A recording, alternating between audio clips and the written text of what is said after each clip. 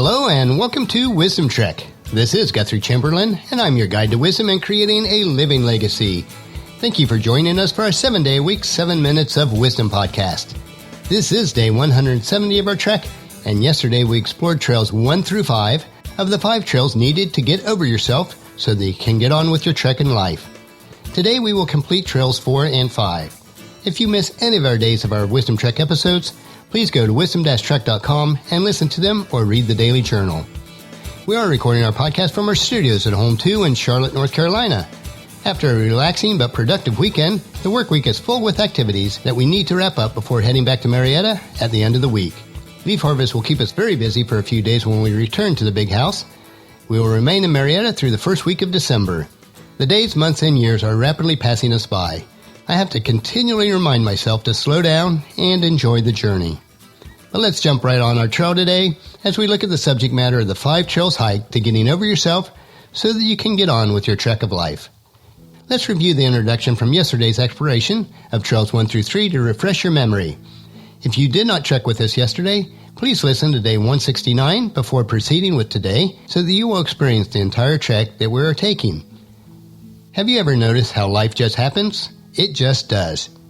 And yet we spend so much time trying to control what happens in our life, micromanaging how it happens, and then telling everyone else what they should do to control and manage their lives that we often miss the point of what we are actually experiencing in our own life.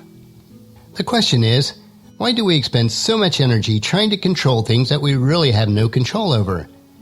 At the end of the day, isn't it just exhausting?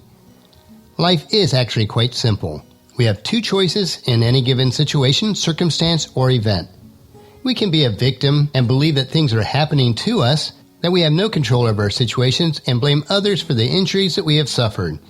Or we can start taking responsibilities for our own lives, our own thoughts, our own words, and our own actions, and decide that regardless of what the injury, we are going to choose to live life on our own terms in a powerful way.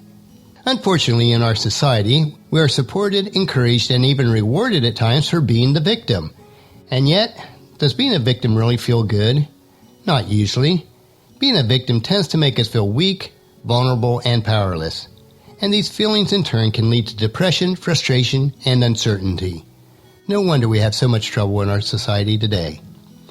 The difference between taking responsibilities for ourselves when our life throws us a curveball versus being a victim of a situation is that we become far better equipped spiritually, mentally, emotionally, and many times even physically.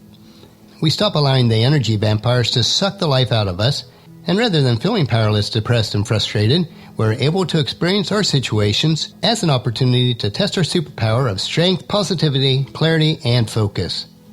So if you're sick and tired of feeling frustrated, drained, like you just can't get a break, and are ready to get over yourself and on with your life, here are a few guidelines for living life on your own terms. Yesterday, we hiked the first 3 trails, which were stop blaming everyone else, and second, your life is your responsibility, and the 3rd trail we looked at was things are not always as they seem. And today we want to hike the final 2 trails. The 4th trail is acknowledging your feelings trail. Feelings are simple, really. We like things that make us feel good, such as love, affection, romance, and acknowledgement, and we don't like the things that make us feel bad, such as frustration, anger, sadness, or hurt. Of course, if we didn't know what one felt like, how would we recognize the other? How could we know if we were in a good mood if we didn't know what it felt like to be angry or upset? The feelings we don't like, we tend to deny them, stuff them, or rationalize them away. We do anything we can to avoid really acknowledging them and hope that it limits our discomfort.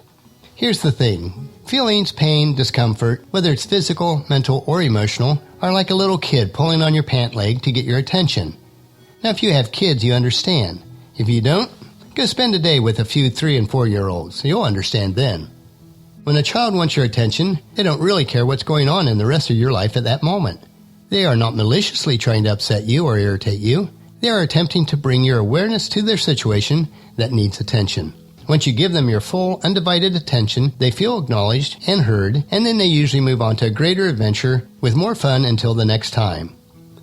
Feelings are exactly like that. They are designed to increase our awareness of our experiences and help us to determine how we want to live our lives. Acknowledge them as they come up, and remember, tears are nothing more than a little bit of water that are released because of emotional pressures. In 1 John chapter 3, verses 19 through 21, the apostle tells us, "Our actions will show that we belong to the truth, so that we will be confident when we stand before God. Even if we feel guilty, God is greater than our feelings, and He knows everything. Dear friends, if we don't feel guilty, we can come before God with bold confidence." And then on to our fifth trail, and it's the Say What You Mean trail. In challenging situations, are you more concerned about being nice than saying what you're really thinking? Are you afraid if you say what you really mean, someone else might be offended, hurt, or discounted? Saying what you mean doesn't mean that you have to be a jerk, and being nice doesn't necessarily require saying more. When we default what we are really thinking and feeling for the sakes of being nice to others, we compromise ourselves. Come on, be honest. We've all had those moments after a situation where we've kicked ourselves and come up with at least 3 responses of what we should have said in that situation. So why don't you try this? Take a current situation you have challenges in communicating around, write out what you want to say. Now see if you can write out the same explanation or communication in 10 words or less. Eliminate the fluff and get right to the heart of the matter. It may be a little challenging at first, but the more you practice, the better you will get at it. Life is what we choose to make of it, and often we must be willing to get over ourselves in order to get on with the business of truly living our lives. Proverbs 17:27 puts it this way, "A truly wise person uses few words. A person of understanding is even-tempered." The trails that we have hiked yesterday and today are very rough trails to navigate. We don't like to deal with these type of situations. We have to encounter situations about ourselves that are not always easy. We need the endurance to carry on even when we don't feel like it. It will allow us to grow and mature so that we can reach our full God-given abilities.